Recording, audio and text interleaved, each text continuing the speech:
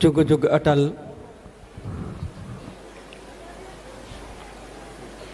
लोक परलोक दे राखे।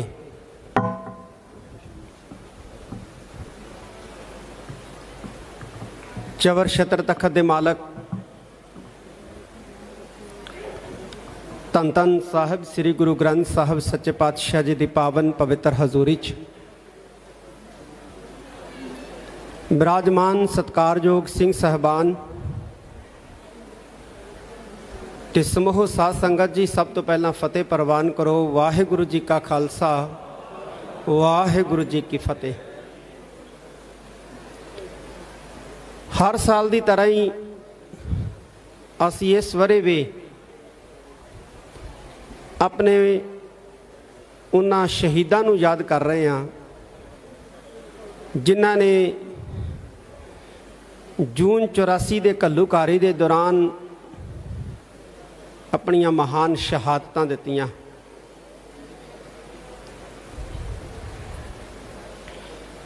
एडा वड्डा दुखांत क्यों वापर गया, किवें वापर गया, इहदे होर अध्ययन की जरूरत है। बहुत कुछ लिखिया गया है, बहुत कुछ लिखिया जाना है और उस वेले दे इतिहास नूं संभालण दी भी बहुत वड्डी लोड़ है। 5-4 दिन पहला भी मैं कहा सी कि अजे भी 5 भौतिक तन दे विच मौजूद ने वो शख्सियतां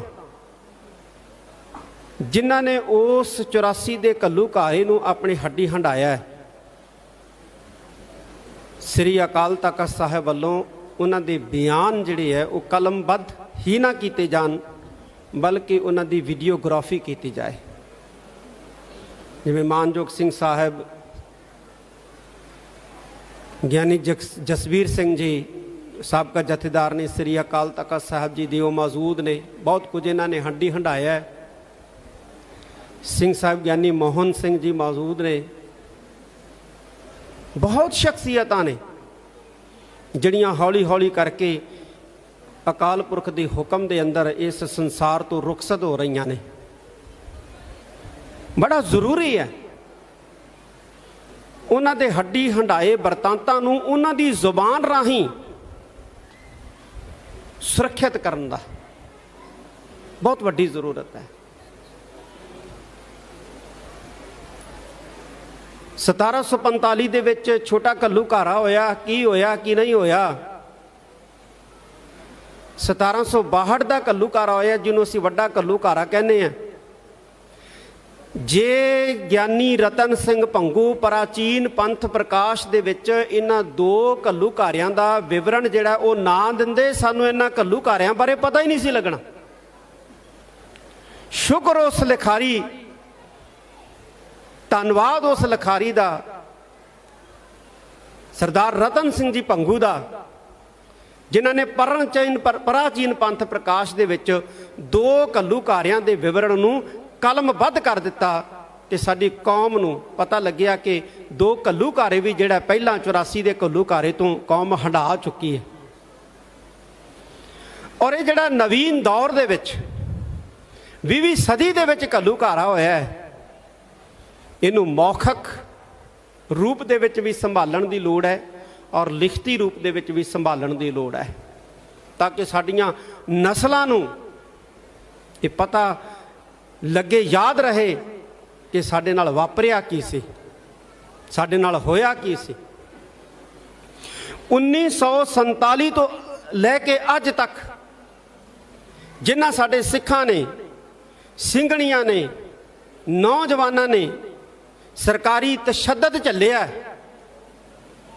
उन्हां दे भी बयान जिहड़े है वो रिकॉर्डड होने चाहिए ने। असी 18वीं सदी का इतिहास पढ़ते हैं, किवें बंद बंद कट्टे गए, खोपरियां किवें लईआं, आरियां नाल किवें चीरे गए, देगां नाल उबाले गए, रूह दे विच लपेट के साड़े गए। ते इस दौर दे विच भी, मौजूदा हुक्मरानां दे दौर दे विच भी कोई सिखां नाल घट नहीं हुई है। इस समय के अंदर भी बलेडां दे नाल पिंडे जिहड़े ने चीरे गए ने ते विच लूण मिर्चां पाईयां गईयां ने। किहड़ा किहड़ा तशद्दद है जिहड़ा साडे सिखां ने नहीं झल्लिया अपने पिंडियां दे उत्ते। आउण वालियां नस्लां नूं पता लगे कि डेमोक्रेटिक युग दे विच साडे नाल की होया। चलो राजतंत्र सी, जदों साडे ते अत्याचार होए वो राजतंत्र सी। डेमोक्रेसी ने साडे नाल की कीता है, लोकतंत्र ने साडे नाल की कीता है, लोकतंत्र दे विच साडे नाल की होया है, इनू भी मौखिक तौर के उत्ते संभालण की बहुत वड्डी लोड़ है। असीं श्री अकाल तख्त साहिब वल्लों ये अपील भी करते हाँ कि जिहदे नाल सरकारी तशद्दद होया है, जुल्म होया है, वो अपनी आवाज़ एक वीडियो दे राही रिकॉर्ड करके कैप्चर करके उन्होंने श्री अकाल तख्त साहिब ते भेजे, नाल लिखती रूप में भी भेजे, ताकि आने वाली नस्लों को पता लगे।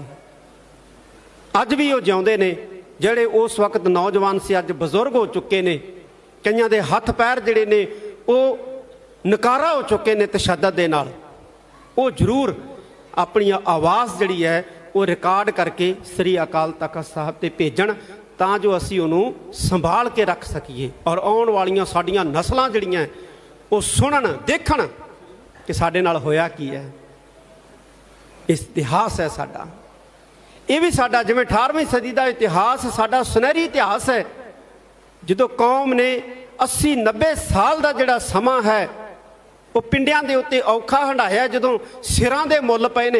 इस दौर दे विच भी साडे मुੱਲ पए है।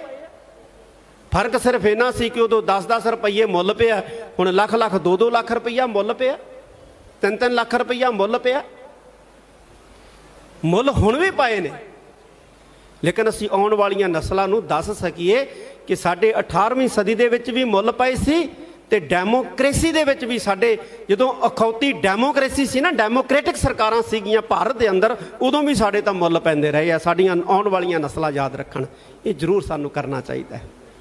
अंत दे विच जिथे मैं मानयोग सिंह साहिब साडे बैठे ने, सत्कारयोग यानी जगतार सिंह जी मुख ग्रंथी सचखंड श्री हरमंदर साहिब जी, सिंह साहिब यानी कुलविंदर सिंह जी, बहुत ही सत्कारयोग सिंह साहिब, जसवीर सिंह जी रोडे सिंह साहिब यानी रघबीर सिंह जी, मैं सब का ही धन्नवाद करदा। बाबा हरनाम सिंह जी मुखी दमदमी टकसाल, जिन्हों ने इस समागम के प्रबंध किए है। हुणे असीं श्री अकाल तख्त साहिब के सकत्रेत दे विच बैठे सी ते कुछ अधिकारी जिहड़े सी पुलिस के दस रहे सी कि 20-22 सालों बाद वड्डा इकट्ठ जिहड़ा है अज दे दिन देखण नूं मिलिया, लंबे अरसे बाद, और वो भी उदों जो पैनडेमिक का महामारी का दौर चल रहा है। ये हैरानीजनक कहते गल है। और इत्थे भी 1 जून तो लैके 6 जून तक अज तक संगतां दा जिहड़ा है वो हड़ लग्या रहा है, ताता लग्या रहा है। खुशी है कि साडी कौम अपने शहीदां नूं कितना सत्कार दिंदी है, मान दिंदी है, निशानी है वड्डे इकट्ठां दी। तो आप सारी संगत का बहुत बहुत धन्नवाद, बाबा हरनाम सिंह जी का बहुत बहुत धन्नवाद, सारिਆਂ ਦਾ बहुत बहुत धन्नवाद। वाहिगुरू जी का खालसा, वाहिगुरू जी की फतेह।